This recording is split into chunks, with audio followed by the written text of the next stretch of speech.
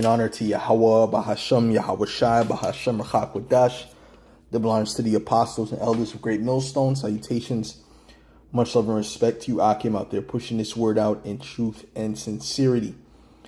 This is the brother Chai and Apash coming at you with another lesson. And this lesson is going to be entitled, "This is another escalation towards war." All right, but it is not yet, okay? Rather, this is a rumor of war, okay? But, it's not yet a full-scale war, and is an F flag coming, okay? And I'm going to read this scripture real quick, okay? This is Matthew 24:4. It says, "And Yahweh Shai answered and said unto them," matter of fact, let's go to verse 3. It says, "And as he sat upon the Mount of Olives, the disciples came unto him privately, saying, Tell us, when shall these things be?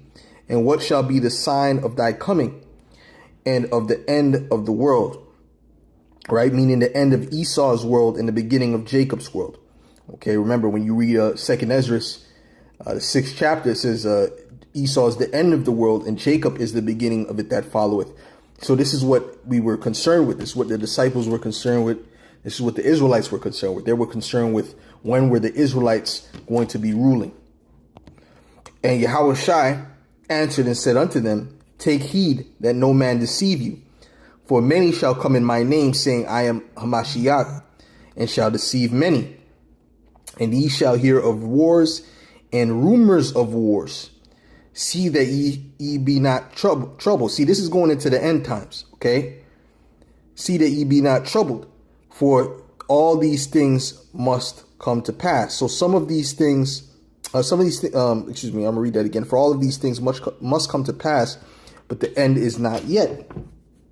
Okay? Meaning that you're going to hear these rumors, but that doesn't necessarily mean that the end is here. Okay? Because when World War III kicks off, you best believe Yahweh Shai is right around the corner. He's coming in the midst of World War III. Okay? Because that's the war to end all wars. And it's not going to take long. It ain't going to be going through 15 years of World War III. All right? It's going to escalate. It's going to move very quickly once it does. But this particular event that happened in with the America bombing Iran, which really they bombed, empty bases, according to reports. Okay, they didn't really bomb anything significant.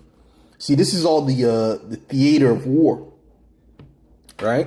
It's just scripted. It's a scripted theater of war because they call each other to let them know before they do certain things. Right? So that they can prepare and they can remove what they need to remove. And because it's not at that level as of yet. Right? In a full-scale war, they're not calling you to warn you about nothing. All right? They're looking to destroy the enemy completely. Right? And we're going to play that video from Redacted as well. This is verse 7. It says, "For nation shall rise against nation and kingdom against kingdom. And there shall be famines and pestilences and earthquakes in diverse places." Okay, all these things are going to be happening, okay, simultaneously. All right, it says, "All these are the beginning of sorrows." Right? "Then shall that's the day of the Lord, the beginning of sorrows. The day of the Lord is going to be, a very, or Jacob's trouble. It's going to be a very gloomy time. Okay? "All these are the beginning of sorrows. Then shall they deliver you up to be afflicted and shall kill you. And ye shall be hated of all nations for my name's sake." Okay? That's coming, to be hated of all nations for the name of Yahweh by Hashem Yahweh Shai. Okay?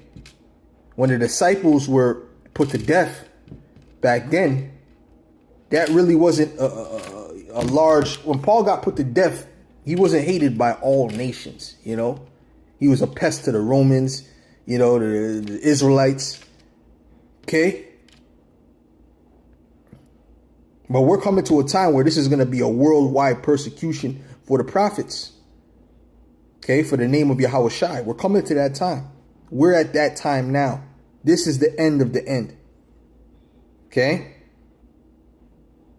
It says, And then shall many be offended and shall betray one another and shall hate one another. That's coming too. You know, you got false brethren. And many false prophets shall rise and shall deceive many. And because iniquity shall abound, the love of many shall wax cold. And we see that happening now. The love of many is very much waxing cold.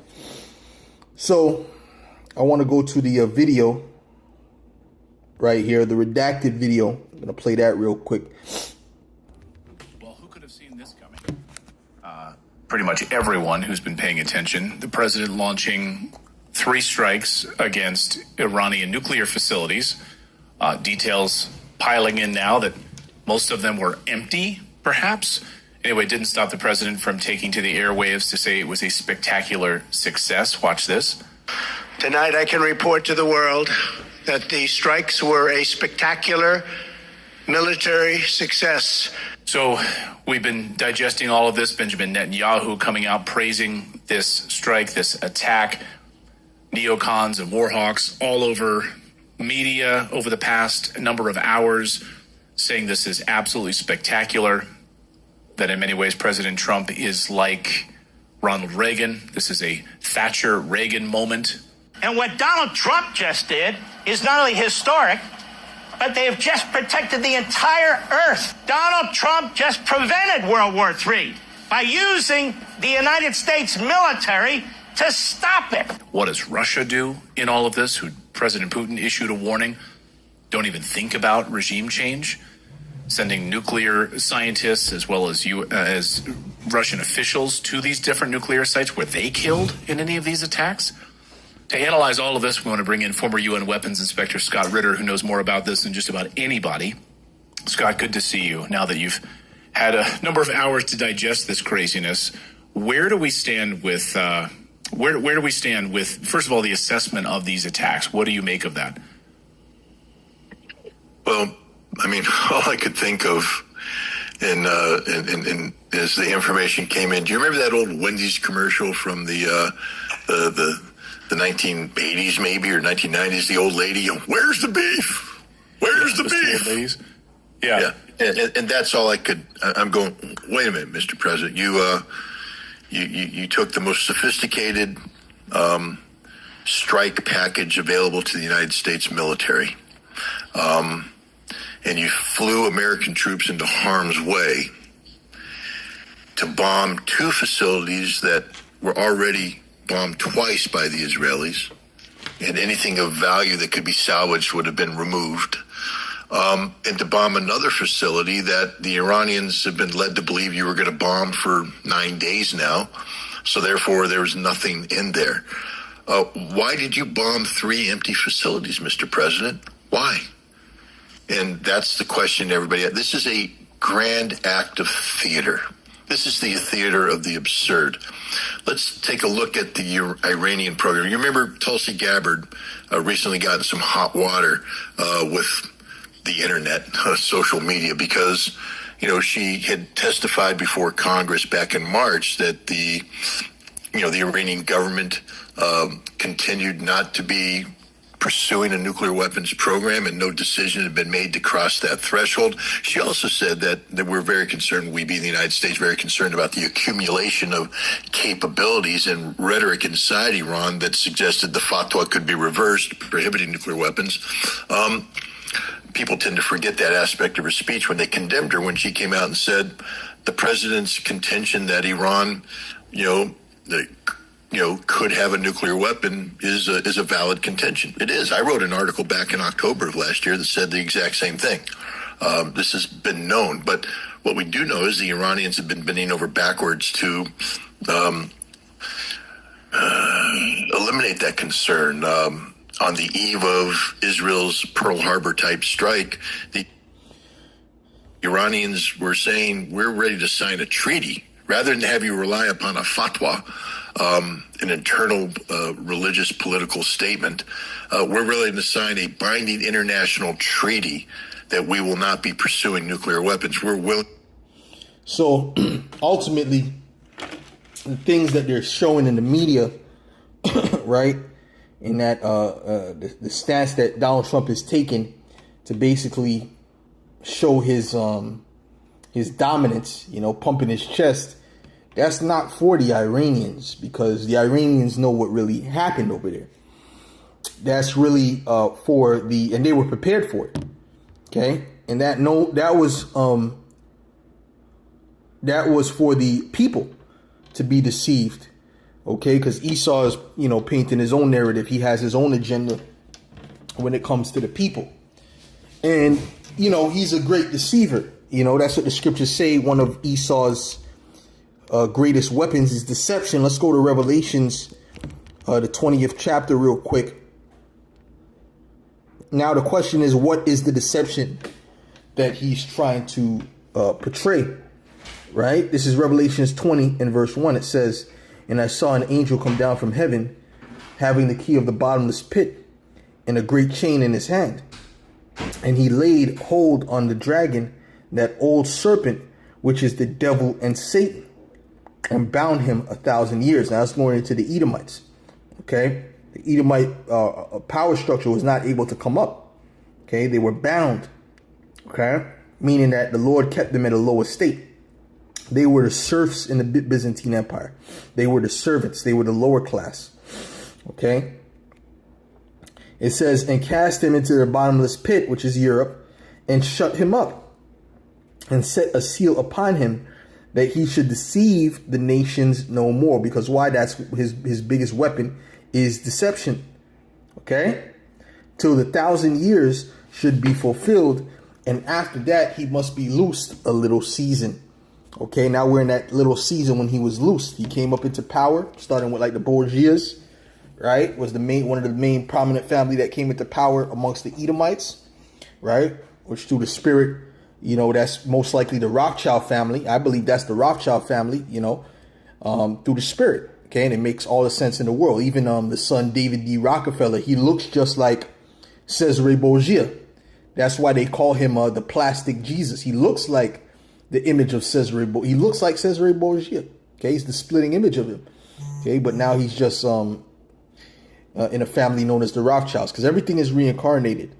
Okay, but they came back into power. And what did they do when they came into power for that little season, which they're in now? They came back with their deception. But now the Lord has allowed them to get so high in power, right, that his deception has been perfected. Okay, he has the media control. He deals with psychology. He has AI. He has his technology. He's fully, he's all powerful, well, not all powerful, but he's very powerful at the height of his power when it comes to deception. Okay, that's the bottom line. Now, what could be the deception with this whole Iran thing, right? Could they not use this to say that, when a major F flag happens, it was Iran because, we attacked Iran and we were basically at war with Iran, which this is not a real war. Right now, what you're seeing here, this is not a real war. This is BS. Okay. Even today, the Iranians, they attacked the U.S. military base, quote unquote, that was all bullshit. Okay, let's go to here. We want to show you what's happening right now. These are some pictures just coming in from Doha in Qatar, where we're hearing from now explosions that were reported earlier. Iran is now saying it has attacked an American airbase in Qatar. It's a huge airbase in Qatar, in Doha. It's got about 11,000 soldiers stationed there. And notice everything is getting intercepted. There's like one thing I seen that seemed like it went to the ground and didn't even make an explosion, right? Not big enough to see. So, a pivotal place where the Americans deploy air resources, big Air Force base there. And now Iran is saying it has attacked that air base. And you're seeing some of the results here. Obviously, the base would have some very sophisticated anti-missile technology and protection at the base itself. But we're looking at some examples of some of the missiles now flying through the air, where, of course, it is nighttime in Qatar. Iranian state television is saying it was a successful response to American aggression. Qatar had closed its airspace earlier. We know there are also some Canadians stationed in the region.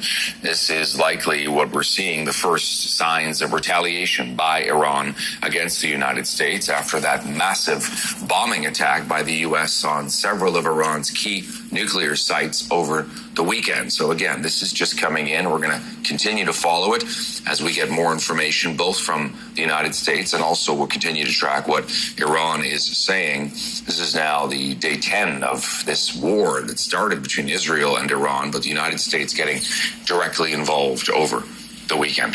We want to show you what's happening right now. These are some pictures. Okay, so that was it. All right. And my perception, that looks weak to me. And then I spoke to well, this is something else. It's another conversation I had with the with chat, but there's one I just recently had about the Iran U.S. base damage. It says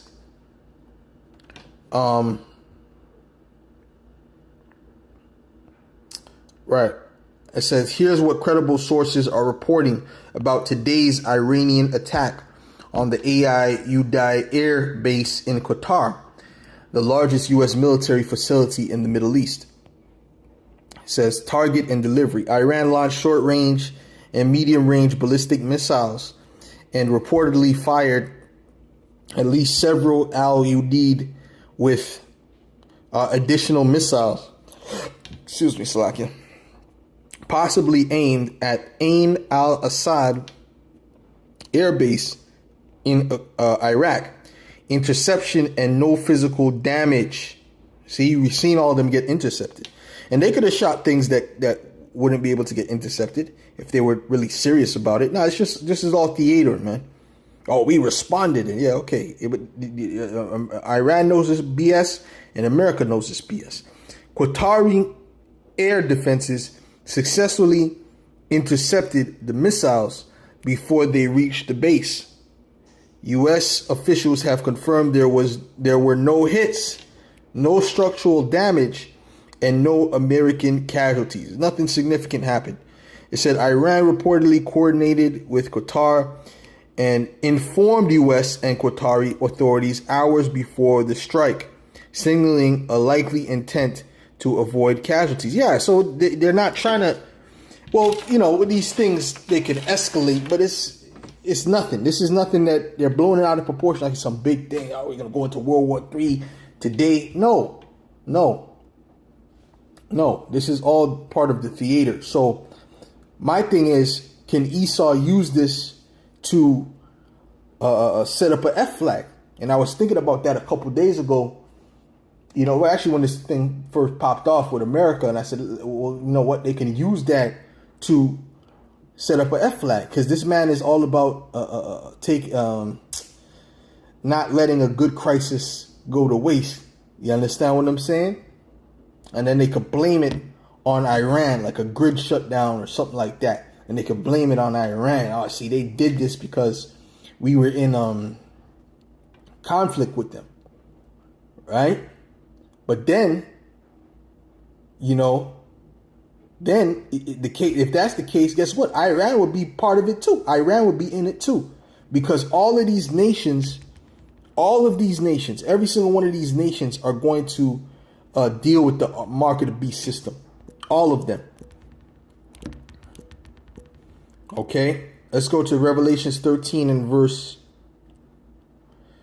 15. It says, and he had power to give life unto the image of the beast, that the image of the beast should both speak, and cause as many as would not worship the image of the beast should be killed. And he causeth all, both small and great, rich and poor. Matter of fact, when you go up, it says that he, let's go up here. Let's go to verse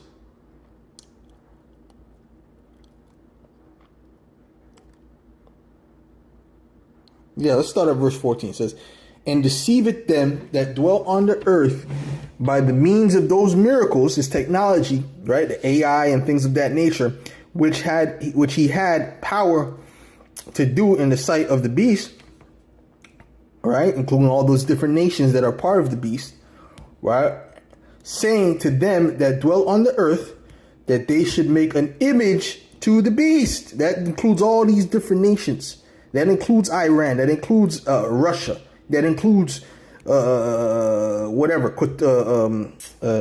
Saudi Arabia. Okay? That includes all these different places. They're all in agreement to create this new system. Okay? They're all in agreement to bring in the MOTB, which had the wound by a sword and did live. And he had power to give life unto the image of the beast, that the image of the beast should both speak and cause that as many as would not worship the image of the beast should be killed. Okay? If you're not worshiping the image of the beast, hey, we're coming to a time where any individual that's not down with taking the MOTB, your life is going to be in danger. And he causeth all, both small and great, rich and poor, free and bond, to receive a mark in their right hand or in their forehead. So all these nations got to be on board with this. And if they're going to be on board, guess what? They have to work together. And if they're going to work together, they can't be having a World War III conflict.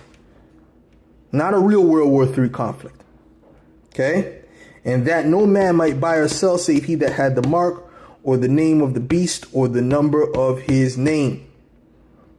Okay? So that's the bottom line. So when the Apostle Har says that, you know, the chip has to come first, he's 100% right. It only makes sense because they're not going to work together to bring in this system if they're at world war. Okay? If they're having a war. Right? War is serious. It's no longer theater when it gets to a full-blown war. Okay, they're looking to take these people. They're looking to take you out. They're fighting out to the death for power.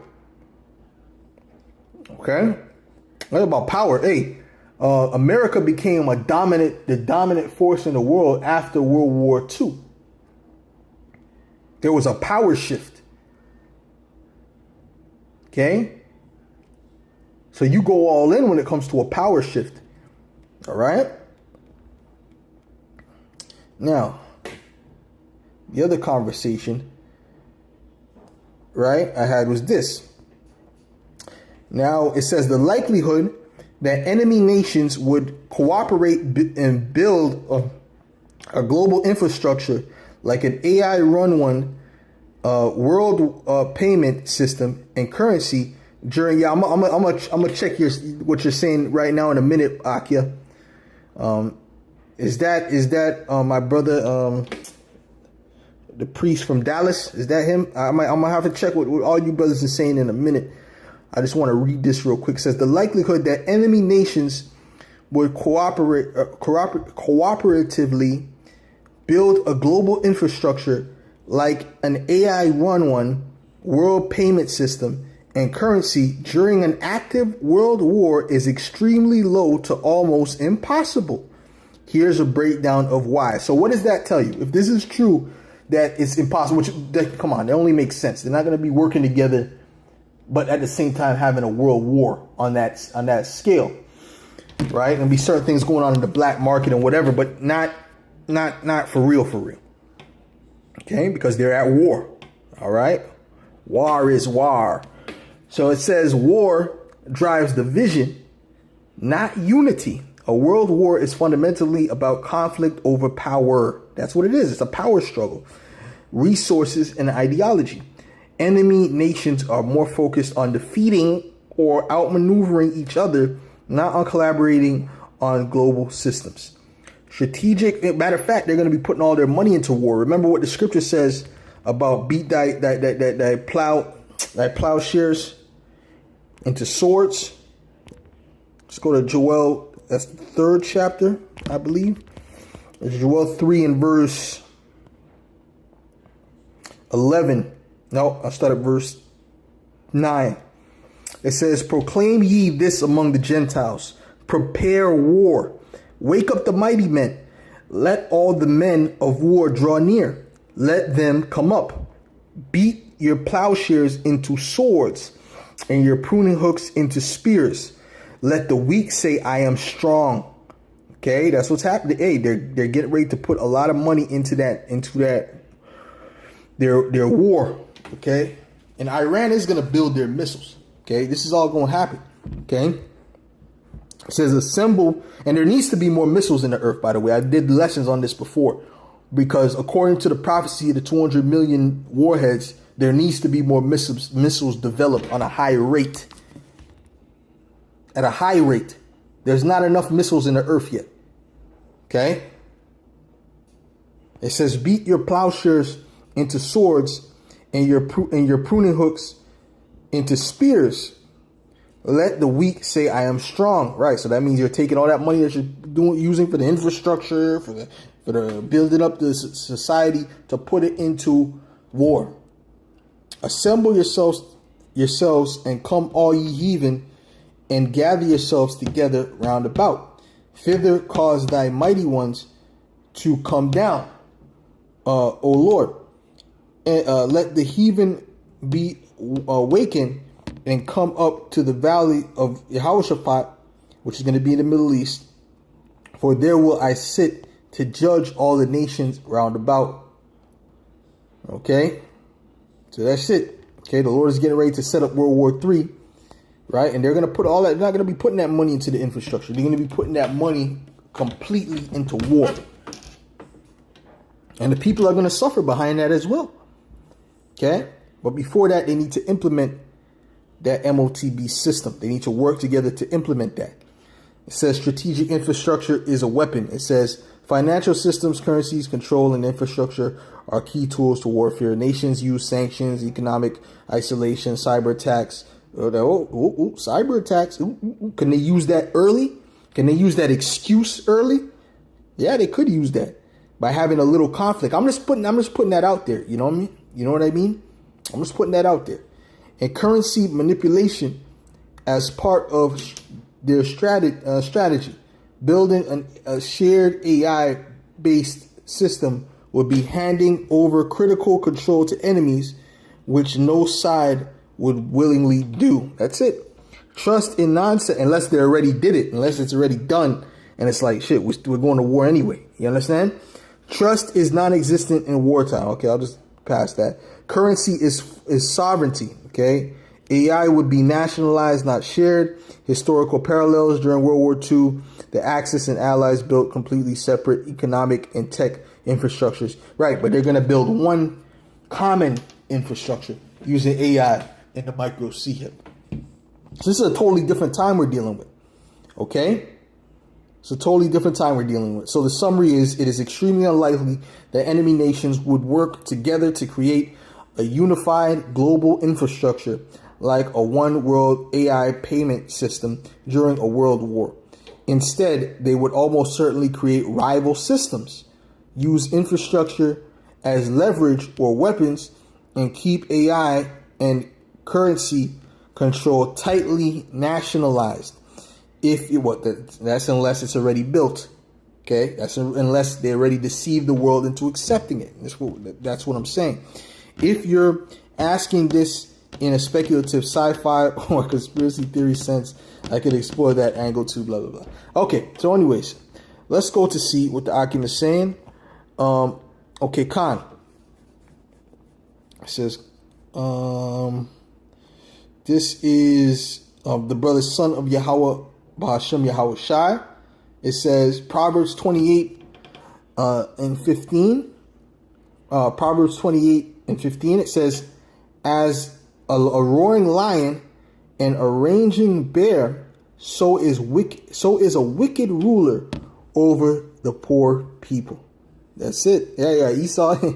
Yeah, he's about to show you his horns, man.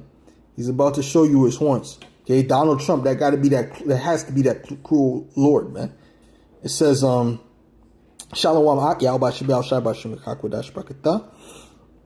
It says, son of Yahweh Shem Yahweh Shai, 144 again.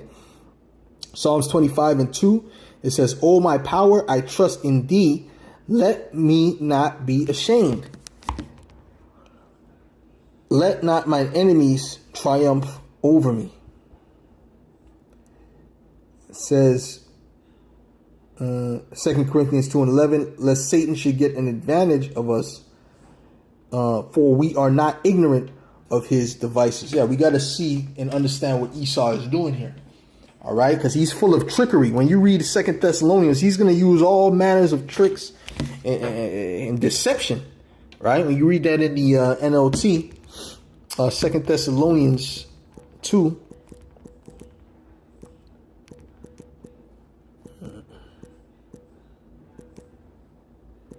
Okay, he's going to use everything in the playbook. You know, this is 2 Thessalonians 2 and verse, I'll start at verse 7 in the NLT. It says, for this lawlessness is already at work secretly. Right? That's the Edomites that were already in power as the Romans. And it will remain secret until one who is holding it back steps out of the way. Then the man of lawlessness will be revealed. Right? He's being revealed now through us. But the Lord, Yahushua, will kill him with the breath of his mouth and destroy him with the splendor of his coming. Right? We are the breath of his mouth. We are the ones that are speaking his words.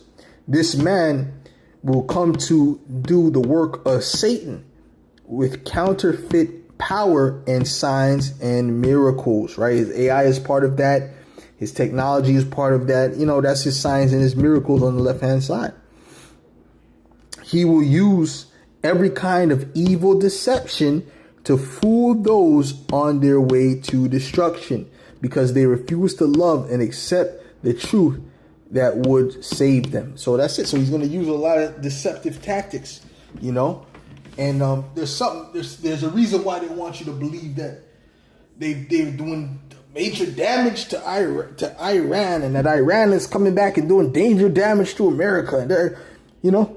So if they were to, my thought is they could say, if they were to have something happen, they could say, see, Iran did that because we did this to them, you know, or because, you know, we're at war, quote unquote, which is not really, this is nothing. Okay.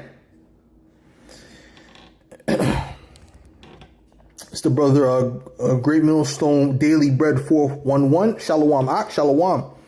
It's Sirach 12:16. It says, an enemy speaketh sweetly with his lips, but in his heart he imagineth how to throw thee into a pit. He will weep with his eyes, but if he find opportunity, he will not beat. Right. So when they set it up that, it's all chaos going on, and these people want some form of normalcy, they're going to offer you the micro C-hip as the solution. And they're going to say it like if they're coming to help you. But we know what it is. Okay, they're setting it up to enslave you. They're setting it up to have total control over you. Okay? Because this man, Esau Edom, he believes he is the Most High. Okay? That's why he's doing everything that the Most High would do but he's doing it on the left-hand side. All right? So